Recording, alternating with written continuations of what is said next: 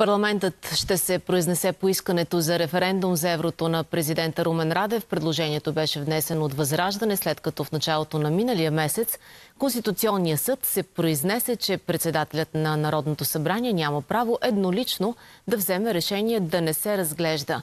Мариана Турманова с още за това. Здравей, Мариана! Добър ден. Предложението на президента беше разпределено в комисия от председателя на Народното събрание още в края на миналата седмица.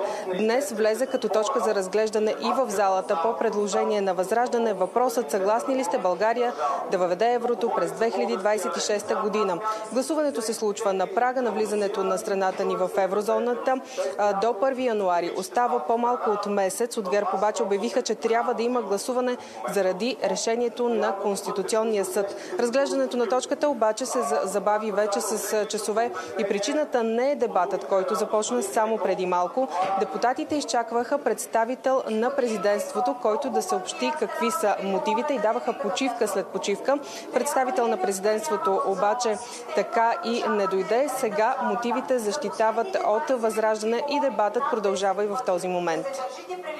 И направихме още няколко опита да се свържем с президентската институция. Няма отговор, че от месец май тези мотиви са публични. Единствено вносителят може да ги представи. Влизането на България в еврозоната е незаконно. Не само, че е нелегитимно заради това, че се отхвърли правото на референдум на 604 хиляди българи. В момента включително има втора подписка депозирана в парламента. Отнемането на това право е най-голямото основание след това, ако България все пак бъде вкарана на сила в еврозоната, ние да бъдем извадени от рухващата финансова пирамида. Отказа на това да дойде представител на президентството по тази тема е неуважение към върховния орган на Република България, именно Народно събрание. Така както от яйцата може да си направиш омлета, обратното не е възможно, така след като влезем в еврозоната, най-хубавото е, че няма да излезем оттам.